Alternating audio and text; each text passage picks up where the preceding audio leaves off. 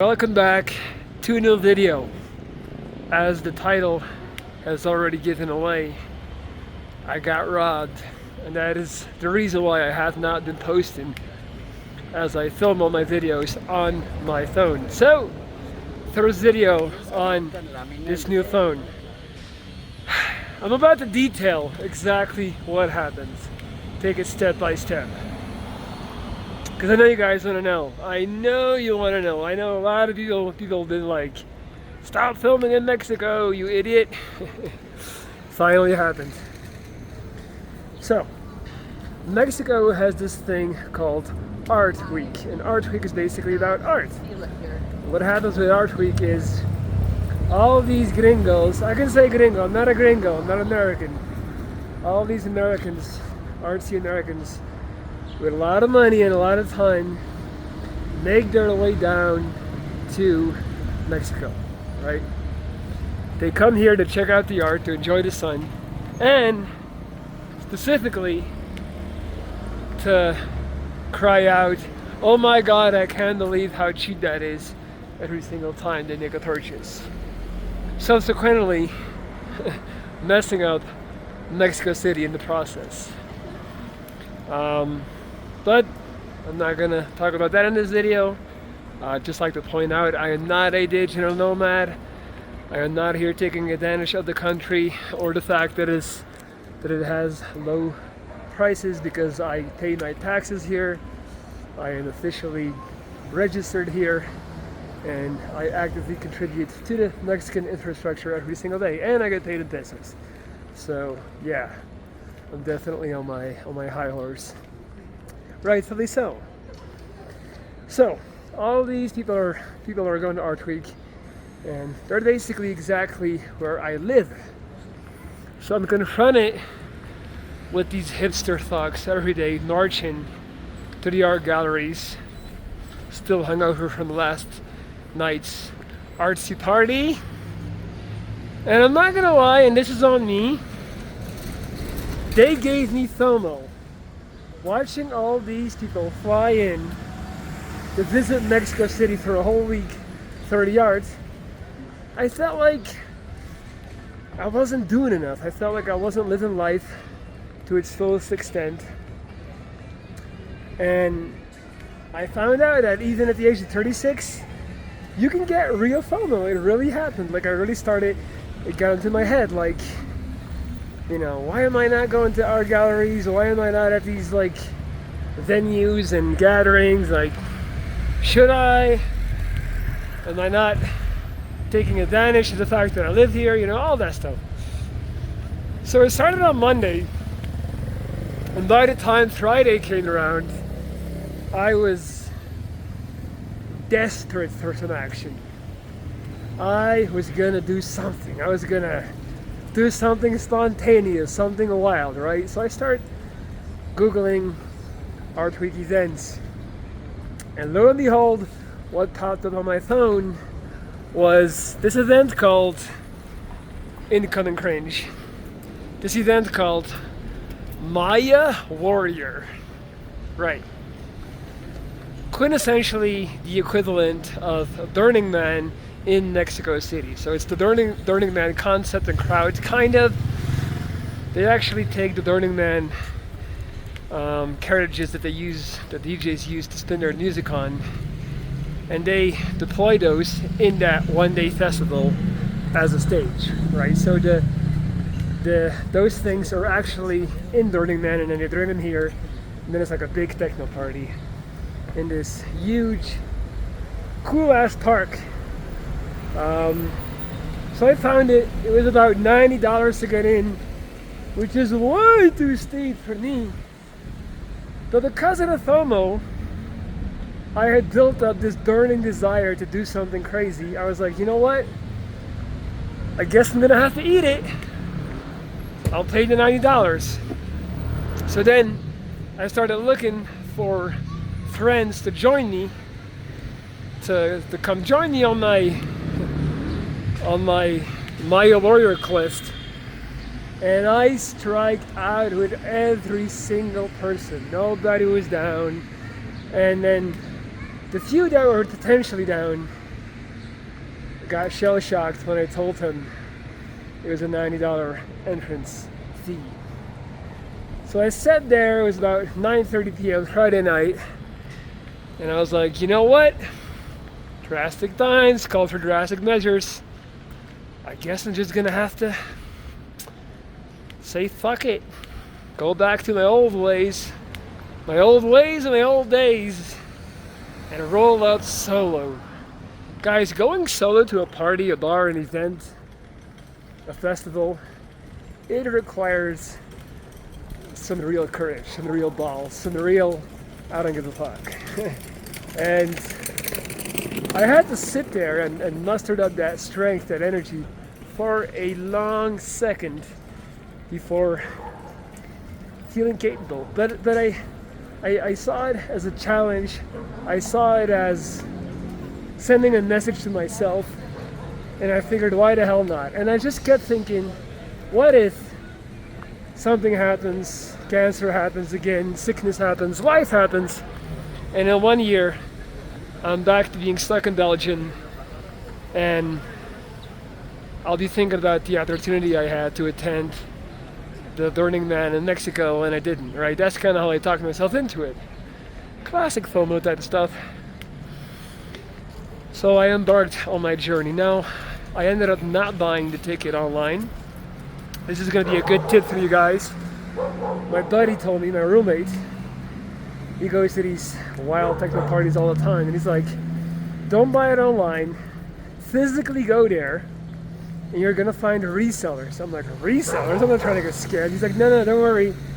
They will walk in with you, so they don't have a chance to scam you because you don't pay them until you're in. So I'm like, all right, that sounds good. Why not? I hop in Uber. I get there. I hop out. Within, I kid you not, within 2 minutes, I spot a reseller, and he's like 1,300 pesos. Mind you, I was gonna pay 1,800, right? So that's already 500 less. 1,300 pesos is roughly $65. Needless to say, never take the first price. So I was like, 1,000. And somehow, he agreed. And somehow, I got VIP tickets for that. So a normal ticket was $90, VIP ticket was about $140. I get in for $50 whilst receiving a VIP ticket. So at this point, I'm like, the universe provides. This is my reward for going against the current, going against my doubts and my fears, and pushing through. Like, I saw all of these positive affirmations, confirmations that I made the right choice, that my mantra of always take action, if the two options are taking action or falling back and being passive, always take action. So I was like, hell yeah. I get in with the reseller, and he also got 2 other guys in, this Brazilian gay couple, 2 super cool guys, and we just immediately basically started chatting, connected, and it was like, all right, I guess we're rolling together. You know, they were like, dude, hang with us. Really nice guys, and I was like, fuck yeah. Already got friends, already got my posse, let's do it. We get in, we establish a position in the festival, and then I went to get drinks. They didn't want drinks yet or something, so I went by myself. Being Belgian, I got 2 big beers. I come back in the festival. Mind you, this is the back of the festival, so it's not even that crowded. And I'm trying to, like, I see them, so I start going over with the 2 beers. And just like that, all of a sudden, I find myself in just being blocked. Like, it was so weird. All of a sudden, I was in this ocean of people who seemingly were unable to move. Now, the main reason for that was because you had these idiots who are doing this thing, and if this is you, if you do this, I hate you. If you're one of those people that goes to a festival and then whenever you're moving through the crowd, you just form a human chain and you take your friend's hand because you don't want to let go and don't want to lose each other, fuck you. Because you are messing everything up for everybody at the festival. It's by far the most antisocial thing you can do. Because what you're doing is you are ruining the entire free-flowing movement of people trying to get from X to Z, because you're forming a wall. You're a wall of people, and like you're blocking people. You know, you're blocking their entrance, so people can't get through. So people were doing that. By the way, this doesn't happen in Europe or in Belgium. I've never seen this. Like, this is some Mexican type of shit. And I'm like, I'm stuck. And I'm thinking, these people, like, you guys can't possibly be this fucking dumb. Like, we're all stuck. No one's moving, right? So that's taking place. I'm trying to figure out, okay, I need to go back. At some point, I'm trying to move, but like I can't. I'm holding these 2 beers, and then like I get shoved in my back. I'm like, you gotta be kidding! Like someone's pushing me, and the whole time I'm just thinking like I know a lot of people are just kind of, you know, like they don't think that much, but I'm just like, I can't believe this is happening. Like, why? We're nowhere near the middle of the festival. Like, why are we in this, you know? And so finally, I break free. I'm good. Everything seems fine. And then it just dawns on me, like 5 seconds later, I'm like, I was confused people could be that dumb, because people aren't that dumb. That wasn't something organic. That was being done by design, and it just clicked on me. And I go to feel my front right pocket where I always have my phone, and it's gone. Couldn't believe it. Less than 45 minutes in, lost my phone. Needless to tell you guys that a phone these days is like, I don't want, like I said, I put it like this. In the category that is right beneath death or life or death, like real tragedy and like real problems, like right below that, I feel like getting your phone stolen is like the worst thing. It's just like the worst thing that can happen to you. Yet it's not like life-threatening or like anything like that, or it's not like a crazy breakup. But it's just, it's such a gut punch. It's so disheartening because everything is on there. Especially if you're like me, living halfway across the world from all the people you love and know in your family, like Belgian bank account access, Mexican bank account access, like all of these things work. It's all on there. So, but I'm skipping a few things in the story. So I tell my Brazilian friends, they were there for me, they tried to like console me and be cool about it, but I was just like, first I was in shock. I went through all the phases, right? First I was in shock.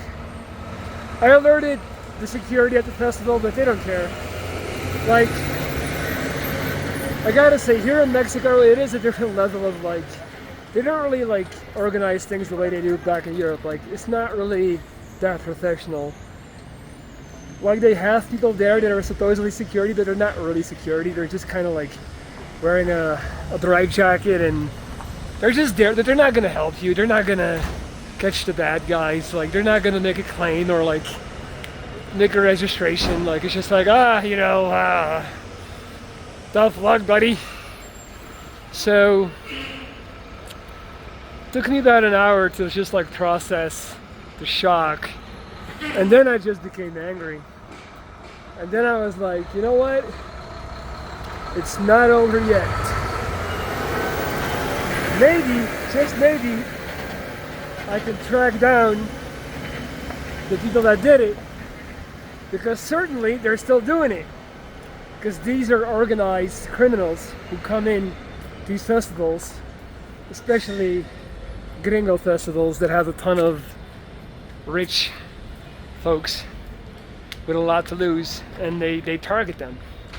So I spent the next 2 hours circling the festival by myself and just scanning the crowd and scanning for someone doing, like, trying to rob, trying to steal, trying to pickpocket, you know. I was so locked in, so focused. And this is on everything I love. I'm not making this up, I'm not lying. I caught them. I turned on my predator instinct and I found them. I caught them. I saw them doing it in the act to someone else. It was a couple, a Mexican couple, man and woman. And I saw them doing it, so I knew who it was. And so right after I saw them doing it, I went over to them. I grabbed them both. And I was like, dame mi pinche celular, which means, give me my fucking phone. So I'll say it slower. Dame mi pinche celular. Like, and so I was talking to them in Spanish. But mind you guys, this is like a very high, it's a very tricky situation because I don't know how violent they can get. I don't know, like, it's impossible for me to, like, try and estimate how dangerous they are.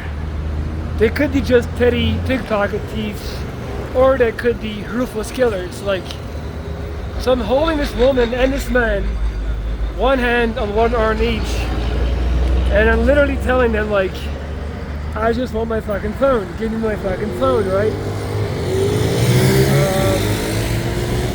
While the whole time, like, making sure they're not pulling out a knife, making sure they're not taking a swing at me, it was chaos. And all they kept doing, and all they had to do, obviously, was they just kept, like, saying, no understand, though I was speaking Spanish, but I knew it was them.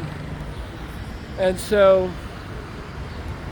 at some point, the woman had, like, a little backpack on her, like a little purse, so I tried to, like, grab the purse and go through it to get my phone. But of course, all the people standing by had no context, so people, all they see is a big white guy harassing a Mexican couple, right? So they start yelling at me like, yeah, Alice, what are you doing? Like, calm down, like, leave them alone. And I'm trying to, like, tell them, they fucking took my phone. So, while, like, trying to, like, keep an eye on both of them, that they're not gonna, like, swing at me, hit me in the jaw. And, the woman gets away. She, like, runs away.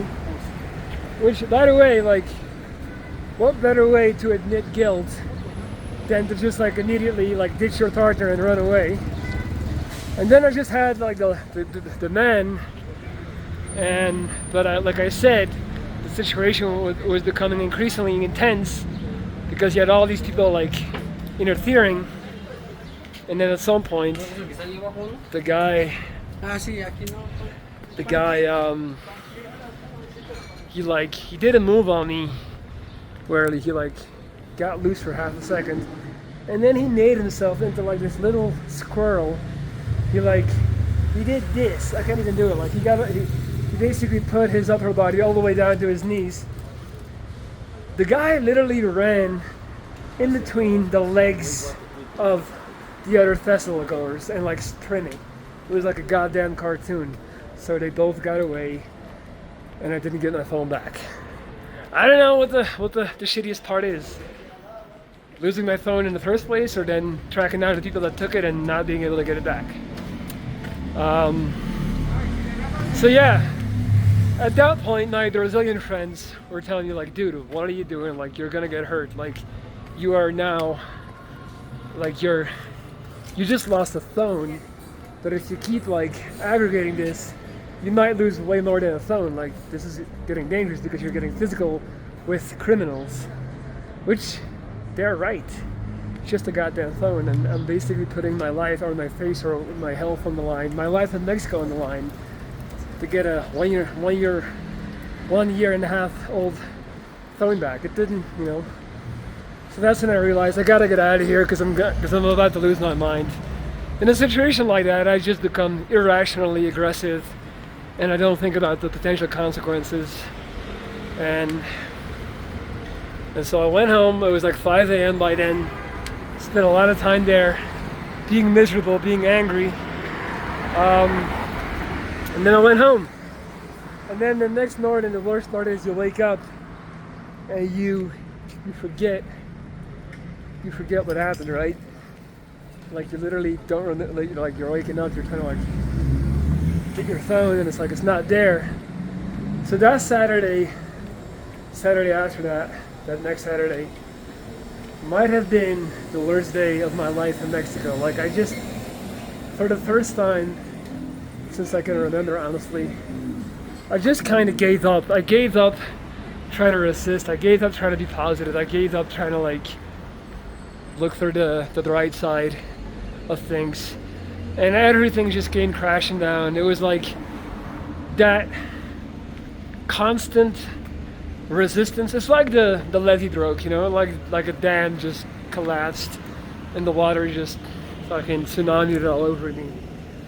I just did not have that baseline is gonna be okay energy for that day. And that day I just wandered around feeling, I don't even know how to say, feeling completely abandoned, completely powerless, completely defeated. And I allowed myself, you know, I didn't drink, I didn't smoke weed. I allowed myself to sit in it, sit in the pain, sit in that feeling, not run away from it and fully embrace it. And so get this, the next day I was supposed to get my tattoo. And of course, my roommates were telling me like don't do it, don't go, like you're not in the right space of mind to get a tattoo. A tattoo is a big deal, especially your first tattoo ever. Like you need to like delay it. And I thought about it and I was like, you know what? I'm not doing it. I'm not delaying it. They already took my phone. I'm not letting them take this tattoo idea of mine and this appointment I've had for months. I've had the idea for 1.5 years. I started talking to the artist like 2 months ago. Various conversations, just being comfortable with him, making sure that he knows exactly what I want. And I was like, I'm not letting them take that. Like, I'm gonna use that as an opportunity to have a new beginning. And that's what I did. That's exactly what I did. Next day, woke up, went to the gym one last time, because when you get a tattoo, you're not supposed to work out. You're not supposed to go to a gym, especially because I got one. It's like a 2-word tattoo. One word on my left shoulder, the other word on my right shoulder. And I went and got it.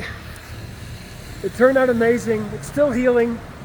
You'll see it soon enough, and we'll talk about that later.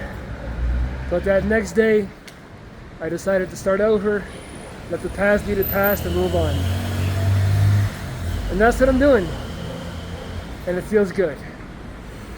And for now, I don't really have any deeper lessons or insights to share. Just that it was interesting how much it hurt me, how much the event of me getting my phone stolen. It's a very violating feeling. It's like someone went into your pocket with their hand and took something that is like very special to you, very precious, like a lot of memories, like everything is on there, and it felt so weird. And for a big strong guy like me who's never scared and all of that, like I felt so violated and I felt so, I don't know, defeated. And that's it. That's the story, guys. I had to get it off my chest. I had to give you guys the whole story, the whole context. And now we move on. My videos should be even better as I bought the Samsung S24 Ultra, which is literally the best camera Samsung has. The last one was an S23 Plus.